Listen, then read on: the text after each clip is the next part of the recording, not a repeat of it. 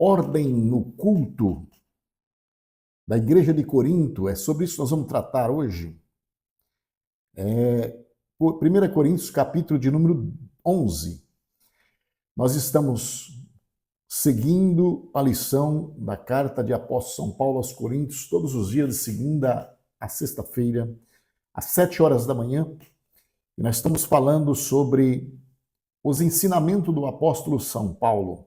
Ele está falando de uma igreja que estava estabelecida, foi fundada por ele, numa cidade rica, uma cidade com grandes influências, mas também com grande paganismo, com grande idolatria. Esta cidade era uma cidade imoral, uma cidade de liberalidade, de sexualidade. Para ser mais direto, era uma cidade, essa cidade, na época que Paulo estava ensinando nessa cidade, ou escrevendo para a igreja que estava nessa cidade, era um período de muito pecado imoral, liberalidade total desta cidade. Então ali havia muitas sacerdotisas dos templos dos deuses, pessoas que ofereciam os corpos em gesto de adoração dos deuses.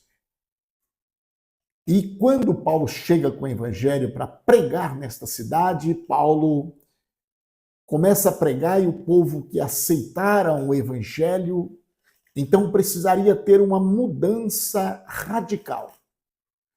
Precisaria ter um diferencial entre o templo evangélico com o templo dos deuses pagãos. Para isto, Paulo escreve capítulo de número 11, para tratar assunto da postura no culto, das atitudes no culto e também da forma de ceiar. E é sobre isso que nós estaremos falando no seguinte assunto. Depois que ele terminou o capítulo de número 10, que ele disse que o capítulo número 10, no verso 33 de 1 Coríntios, que eu concluí no vídeo anterior, dizendo: também eu procuro agradar a todos de todas as formas, porque não estou procurando o meu próprio bem, mas o bem de muitos, para que sejam salvos. Aí ele entra no capítulo de número 11, que agora nós vamos para a tela, capítulo de número 11, verso de número 1, dizendo: tornem-se meus imitadores, como eu sou de Cristo. Paulo fecha o capítulo 10 no primeiro versículo do capítulo 11.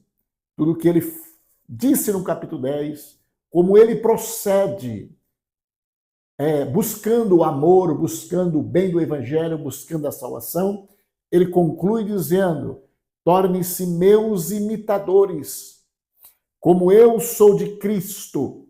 Então ele traz Cristo para reverenciar ou para reverendar estas suas atitudes. Então ele traz Cristo para colocar uma autenticidade nas suas atitudes. E ele chama a igreja para imitar a forma que ele imita. O que ele disse nesse decorrer? Alguns pontos fundamentais. Ele disse: olha, se eu souber que se eu for fazer alguma coisa, comer alguma coisa, por exemplo, carne, e está prejudicando o meu irmão, ser motivo de tropeço, então eu não como carne. Nunca mais. Paulo diz dessa forma. Outra hora Paulo diz assim: olha, eu esmurro o meu corpo e trago ele como escravo, para que eu, não tendo pregado a muitos, ser reprovado lá no final. Outro ponto que ele termina aqui nesse que nós acabamos de citar é que ele diz assim: olha, eu procuro Não procuro o meu próprio, porque não estou procurando o meu próprio bem, mas o bem de muitos, procurando agradar a muitos. Por quê? Para que sejam salvos. Então, Paulo traz esse modelo que ele, de cristão que ele é, para que o povo venha imitá-lo. Ele disse, esse modelo é o modelo de Cristo, amar a todos. Pois bem, aí quando chega no verso de número 2, ele diz, eu os elogio por se lembrarem de mim em tudo e por se apegarem às tradições exatamente como eu as transmiti a vocês. Então ele elogia por eles imitá-lo, se apegarem às suas tradições que ele transmitiu. Então uma expressão pastorial e de um pastor que ama, ele chega elogiando a igreja. Depois ele vai no 3, quero, porém, que entendam que a cabeça do homem é a Cristo, a cabeça da mulher é o homem e a cabeça de Cristo é Deus. O que Paulo está querendo dizer com isso? Ele está trazendo como se fosse um pano de fundo, ou fazendo aqui uma introdução para ele explicar o que ele vai escrever agora. Ele não está dizendo aqui que, quando ele usa o termo cabeça, ele está falando de autoridade, ele está falando de honra, ele está falando de uma hierarquia. Se você for para a Bíblia, você vai encontrar: Deus amou o mundo de tal maneira e enviou o seu Filho para que todos aqueles que nele crê não pereçam, mas tenham a vida eterna. Deus amou de tal maneira, João 3,16. Então foi Deus. Então Cristo falara tantas vezes nos evangelhos. Estou fazendo a vontade do meu Pai. Ok, fechou isso. Humanamente, isso não quer dizer que Cristo não tem a mesma essência do Pai, não é Cristo, não é Deus. Não é disso que ele está tratando aqui. Ele está tratando sobre honras, sobre honras. E ele diz então que o homem é a cabeça da mulher, ou seja, a mulher deve honrar o homem. Não é que o homem é maior que a mulher, não é sobre isso que ele está falando. Ele explica nos demais versos depois. Mas ele está dizendo que o homem é a cabeça da mulher. E assim, é sobre esses 3 pilares aqui que ele traz, esses 3 degraus, vamos dizer assim, não diminuindo nenhum outro, mas ele está citando dentro de honras. Quando ele fala dessas honras, é porque ele vai explicar o que ele vai dizer lá na frente. Então, de novo, quero, porém, que entenda que a cabeça de todo homem é Cristo, a cabeça da mulher é o homem, a cabeça de Cristo é Deus. Pois bem, verso 4. Todo homem que ora ou profetiza com a cabeça coberta desonra a sua cabeça. Verso 5, e toda mulher que ora e profetiza com a cabeça descoberta desonra a sua cabeça, pois é como se tivesse rapado a cabeça. Então o homem ora e profetiza com a cabeça descoberta no sentido literal. A mulher, se ela assim proceder com a cabeça descoberta, é como se ela tivesse a cabeça rapada. O que Paulo está dizendo? Rapar a cabeça é vergonhoso para a mulher. Verso de número 6. Se a mulher não cobre a cabeça, deve também cortar o cabelo. Se, porém, é vergonhoso para a mulher ter o cabelo cortado ou rapado, ela deve cobrir a cabeça. A diferença aqui é que na cidade de Corintos precisaria ter, literalmente, o diferencial homem e mulher. Jamais poderia usar roupa de homem, roupa de mulher, porque classificaria como a mulher que deixou a sua natureza, mudasse de gênero, por exemplo. Então, tratando de uma mulher crente, uma mulher que está cultuando a Cristo, não tinha esses acontecimentos. Na época, era individual ou era identidade. Então, quando a mulher rapava a cabeça, ou ela era a prostituta, ou ela tinha deixado os costumes de mulher. Então, Paulo está dizendo, o culto, se nós tocar um culto, na reunião de culto, da mesma forma do mundo lá fora, ninguém vai saber quem é quem, ou será testemunhos, um mau testemunho lá fora. Ele tratou esse assunto no capítulo 10. Ele disse, então, uma mulher que agora é evangélica e serve a Deus, ela tem que fazer a diferença. Não só quando ela está cultuando, mas quando ela está saindo do templo. Alguém olha e diz, realmente ela mudou-se, houve sua mudança nesta mulher. Ela não é mais a mesma. Ou então ela está ou com a cabeça coberta, para identificar que ela é uma mulher santa de Deus, ou ela está com o cabelo longo para identificar, ali vai uma mulher, ali vai um homem.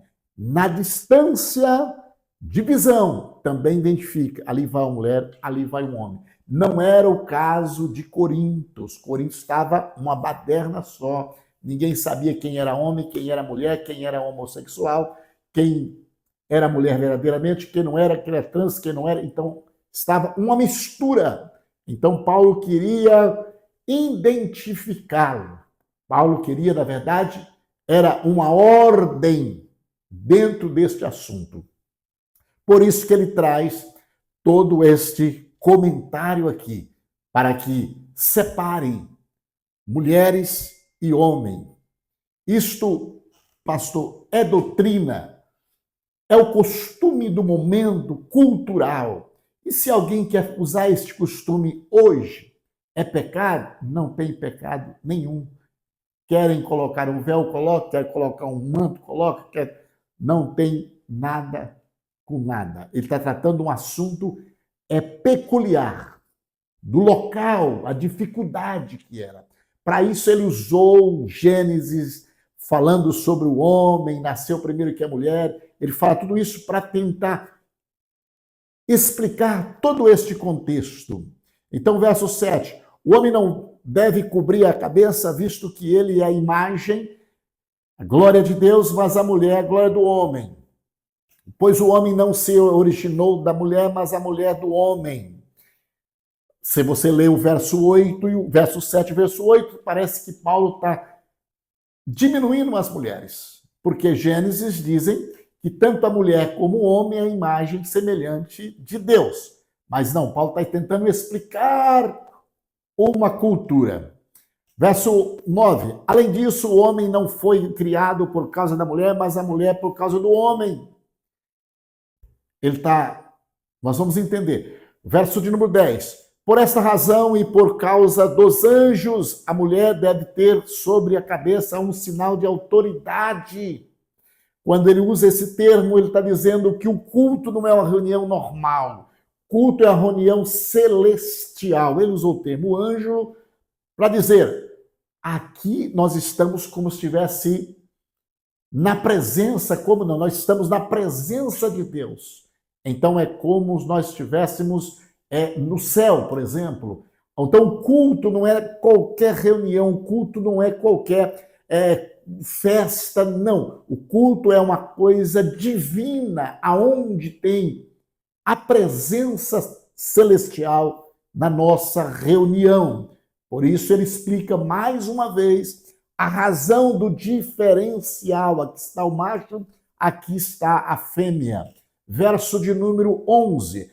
No Senhor, todavia, a mulher não é independente do homem, nem o homem independente da mulher. Isto agora ele está dizendo, para Deus são todos iguais. Pois assim como a mulher proveio do homem, também o homem nasce da mulher. mas tudo provém de Deus. Aqui ele resume dizendo: eu não disse nenhuma palavra para diminuir as mulheres.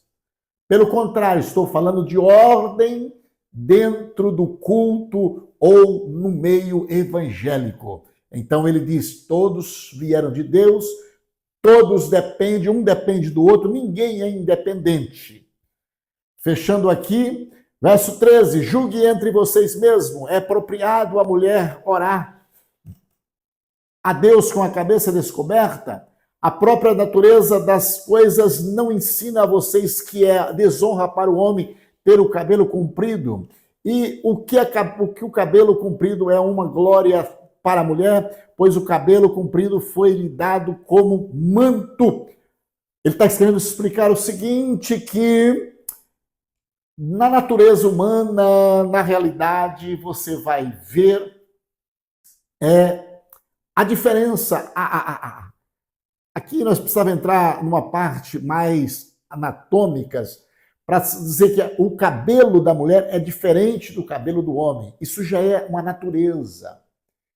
Você não vai deixar um cabelo, a mulher pode deixar o cabelo crescer, é uma cabeça. Se deixar o homem deixar o cabelo crescer, é um outro tipo de cabeça. A cabeça do homem com a cabeça da mulher não é igual. As pontas do cabelo, folículos do cabelo não são os iguais, são diferentes. É disso que Paulo está explicando, mas aqui precisa de um assunto mais, de uma profundidade maior para explicar sobre isso. Ele está falando que a natureza já é assim. A cabeça da mulher nasceu de uma forma para ter o cabelo. E a cabeça do homem nasceu para ter cabelo. Mas a cabeça do homem não segura tanto cabelo como a cabeça da mulher pode segurar. Verso de número 16. Mas se alguém quiser fazer polêmica a esse respeito, nós não temos esse costume nem as igrejas de Deus. Ele está dizendo: eu ensinei isso aqui, mas viva a vida normal, cultura normal. Não pega isso para fazer confusão. Paulo sabia do que ele estava se tratando aqui. Muito delicado. Então ele disse: olha, não faça confusão sobre essas coisas, nem a igreja de Deus. Entenda o que é cultura, reverência, honra dentro do ambiente de culto. Tem outros textos da Bíblia para encontrar esta harmonia. Por isso Paulo disse: olha, não vai fazer polêmica com isso não. Nem nós, nem temos esse costume, nem a igreja de Deus. Esta é a palavra das 7 da manhã para o teu coração. Uma explicação rápida, que ela tem muito mais detalhe, demoraria pelo menos mais de hora para nós detalharmos cada ponto fundamental desse texto, mas não se isola, verso 1 a verso 16 de 1 Coríntios, capítulo 11, porque é importante, é muito importante, é a palavra de Deus. E o próximo nós vamos falar sobre a ceia. Eu quero orar por você. Você deixa seu comentário aí, deixa seu like, vamos junto fazer a obra de Deus. Esse canal ele é exclusivamente canal bíblico.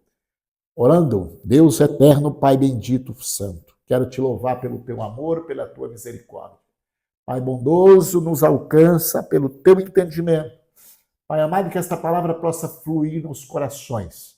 Pedimos a tua bênção do céu, meu Pai, em nome de Jesus, na vida de cada irmão, para a glória do teu nome.